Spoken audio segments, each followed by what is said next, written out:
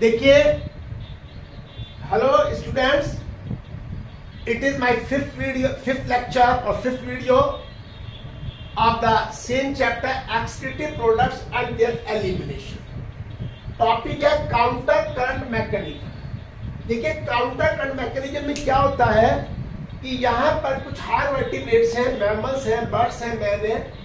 इनमें जो है वाटर का एब्जॉर्प्शन होता है फ्रॉम द ट्यूबुलर फिल्ट्रेट, यानी जो ट्यूब्यूल्स होती है, जो हमारी आपके प्रॉक्सिमल होती है, पीसीटी होती है, डीसीटी होती है, हेनले लूप होती है और कलेक्टिंग डक्ट होती है। उनमें से वहां पर हम जो बॉडी है वो वाटर का रिएब्जॉर्प्शन कर लेते हैं, जिससे बॉडी के अंदर वाटर का लेवल मेंटेन होता है। तो इसके लिए यहाँ पर क्या होता है, एक वासा रेक्टा होता है और एक हेनले लूप।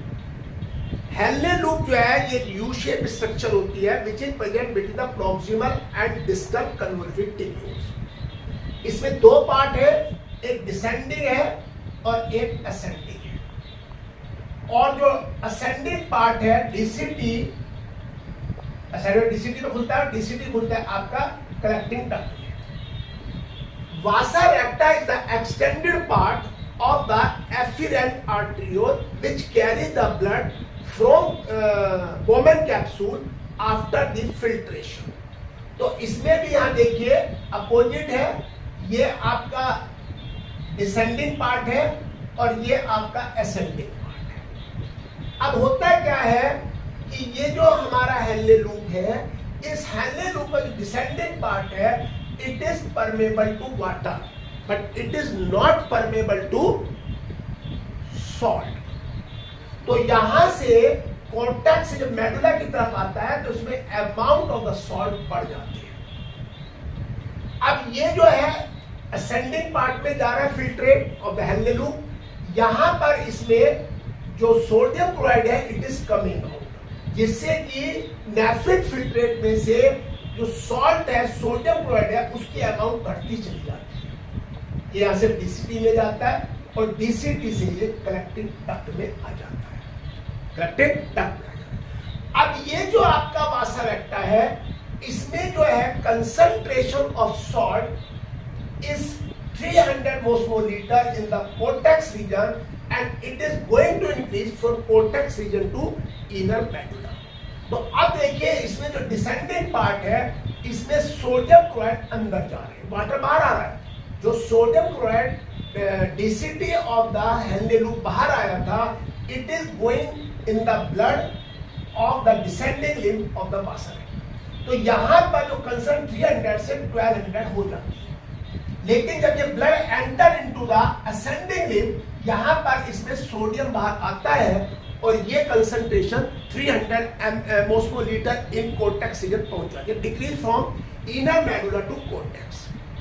अब ये क्या होता है कि इससे क्या होता है, जो हमारे हेनले लूप होता है और वासा रेक्टा होता है, इसके चाहे लिक्विड होता है किडनी के मेडुला पार्ट में, जिसको कहते हैं इंटरस्टिशियल फ्लूइड। तो ये सोडियम का आना, पानी का बाहर आना, अंदर जाना, इससे क्या होता है, concentration of the interstitial fluid is maintain.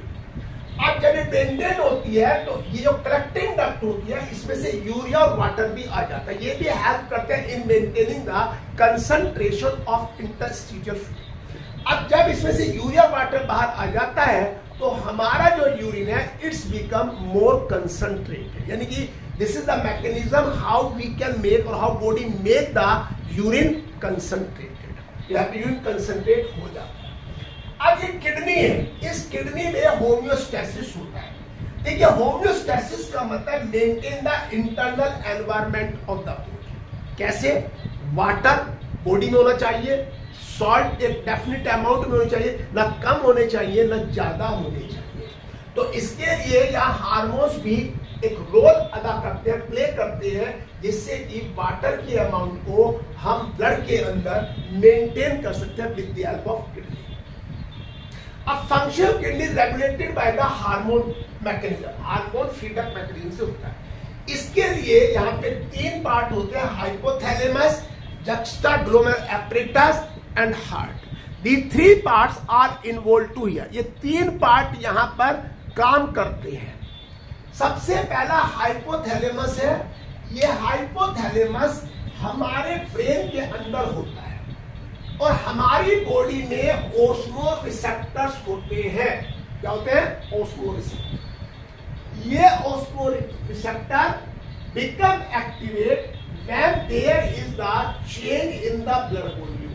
Blood का वॉल्यूम कम हो जाए, बॉडी फ्लूइड कम हो जाए या आयनिक बैलेंस कम हो जाए। जैसे ये कम होता है तो यहाँ पर एक्सेसिव लॉस ऑफ वाटर होने पर तो ये स्टिमुलेट करते हैं हाइपोथैलेमस को, और हाइपोथैलेमस स्टिमुलेट करता है anterior part of the pituitary gland.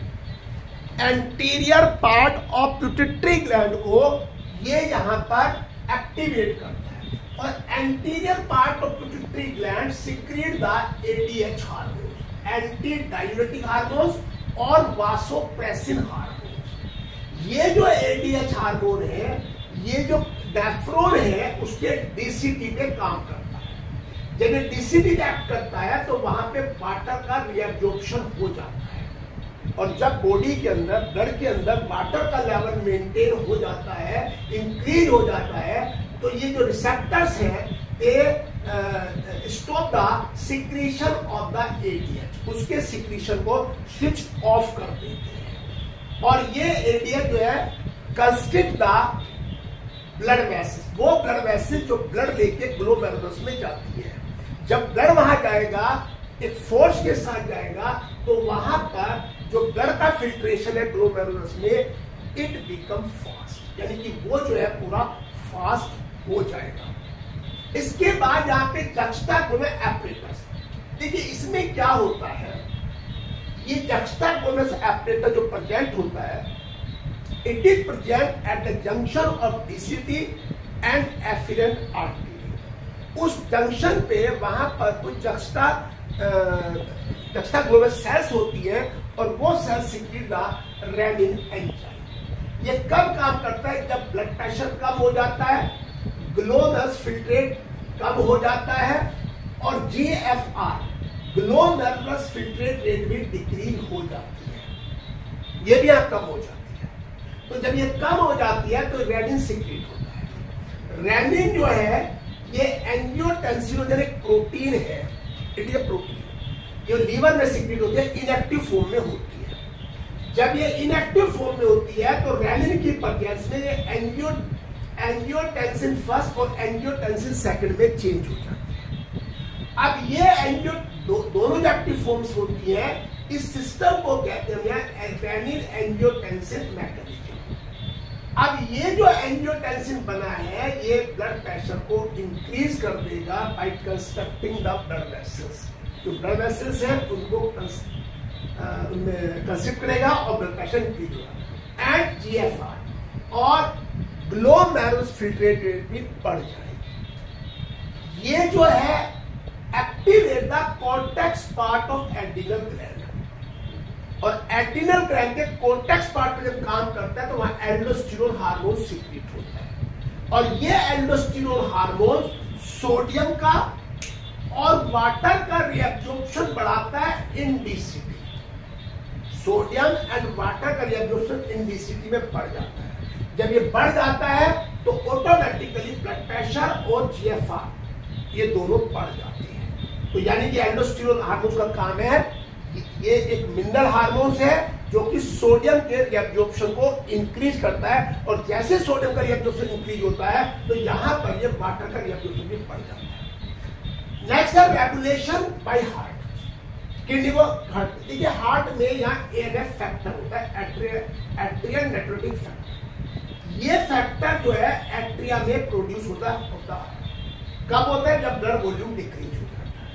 तो ये हमारी जो ब्लड वेसल्स को डायलेट करके ब्लड प्रेशर को कम कर देता है, डिक्रीज ऑफ ब्लड प्रेशर, और ये inhibit the secretion, inhibit the reabsorption of the sodium and calcium. ANF inhibit to this things, जिससे क्या होता है, हमारा जो यूरिन है वो कंसंट्रेट हो जाता है, यूरिन बिकम कंसंट्रेट। एक बात मैं बताना भूल गया आपको कि अगर मान लीजिए एडीएच हार्मोन्स की हमारी बॉडी में कमी है, कि डेफिशिएंसी ऑफ एडीएच हार्मोन, उस टाइम में क्या होगा कि बॉडी के अंदर वाटर का एब्जॉर्प्शन नहीं होगा, we pass the hypotonic urine, जिसकी वजह से बॉडी में पानी की कमी हो जाएगी और एक डिजीज होती है डायबिटीज इंसिपिडस, वो ओझ हो जाएगी। It is not similar to the diabetes mellitus. दोनों में डिफरेंस है, ये पानी की कमी से होती है और वो शुगर की एक्सिस से होती है। अब यूरिन कंपोजिशन पे आ जाते हैं। देखिए यूरिन में हमारे 95% वाटर होता है, 2% सॉल्ट होते हैं, यूरिया 2.6% होता है, यूरिक एसिड 0.3% होता है, क्रिएटिनिन एंड अमोनिया, ये तीनों हमारे ट्रेसेस में होते हैं। तो ये भी होते हैं। हमारे यूरिन की pH 6 होती है, विच इज स्लाइटली एसिडिक, इसीलिए हमारा यूरिन थोड़ा एसिडिक होता है। लाइट येलो कलर का होता है due to the presence of urochrome pigment and this pigment comes from the hemoglobin after the death of RBC। एक दिन में 25 से 30 ग्राम यूरिया को एक्सक्रीट किया जाता है, और जो रीनल वेन है it carries the blood which have the less amount of urea.